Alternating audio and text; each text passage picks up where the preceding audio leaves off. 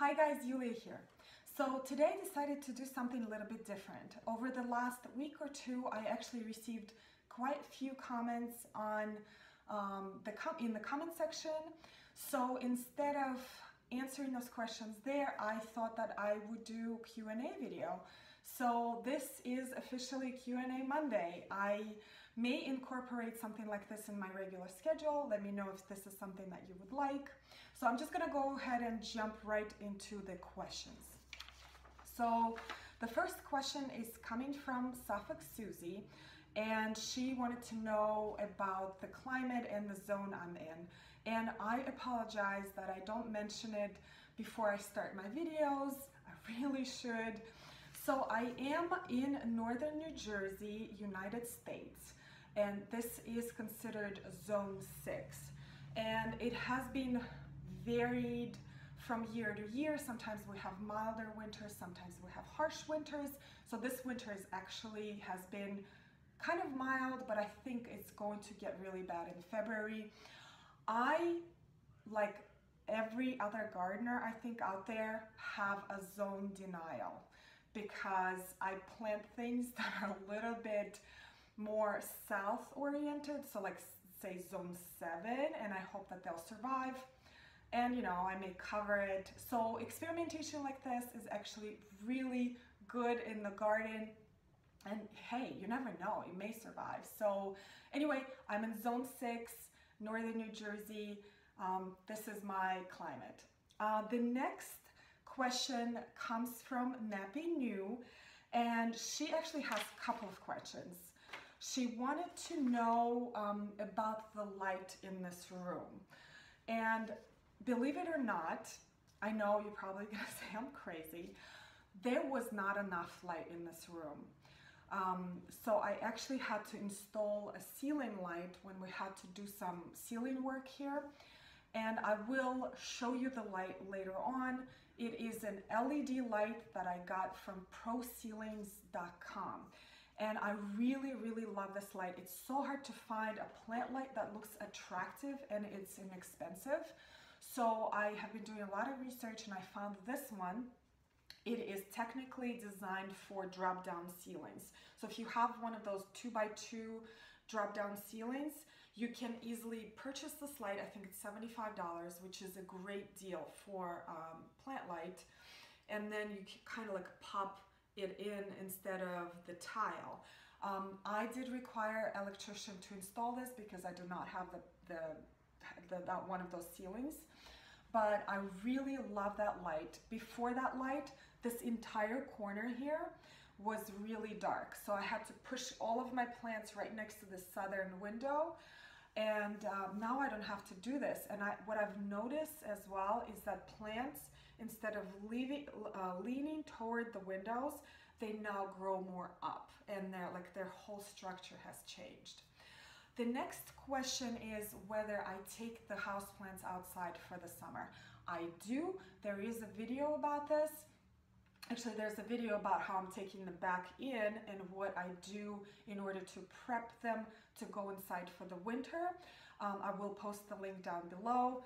And yeah, they do love to be outside, and I find that they are really healthy after they come back from outside because there's more humidity, there is bug competition. So if I have any bug infestation, there are ladybugs outside that will come and take care of it. Inside, I kind of have to do it myself.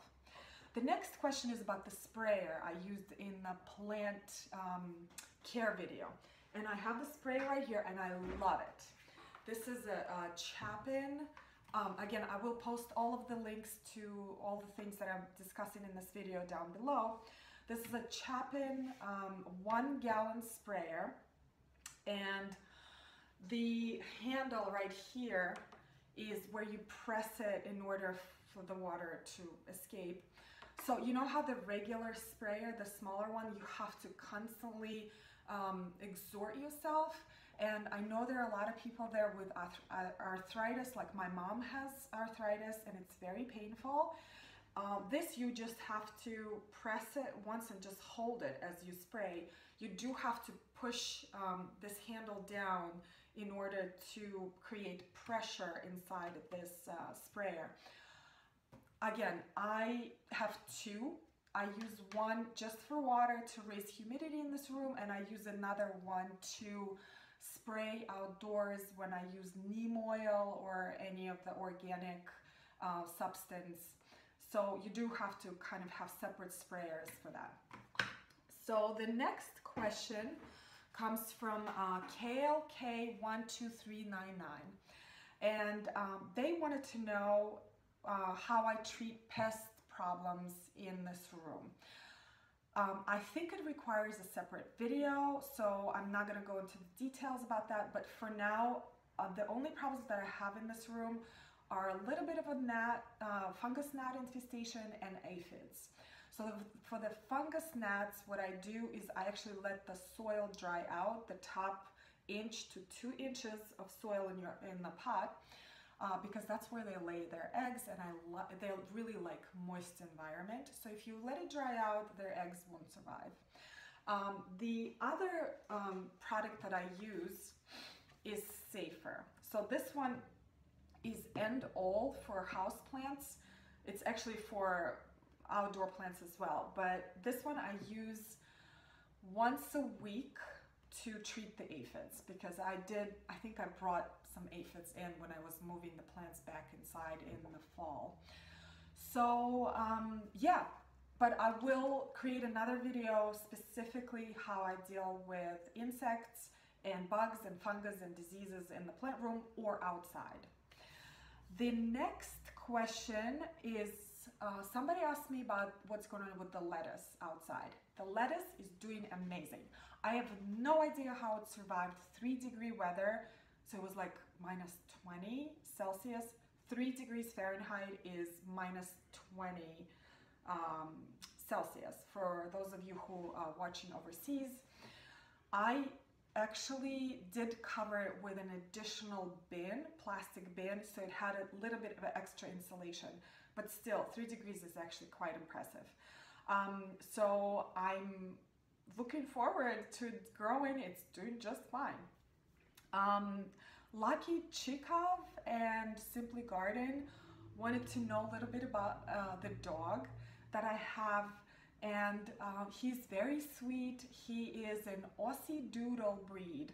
It's a mix of Australian Shepherd and a Poodle, and he is almost 5 years old.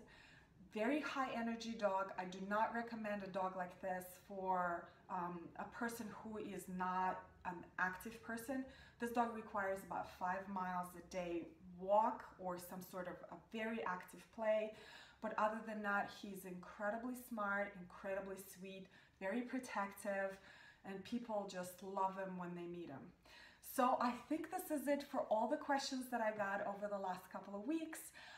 Keep posting those questions. I'm happy to answer them, and I'll see you next time. Thanks. Bye.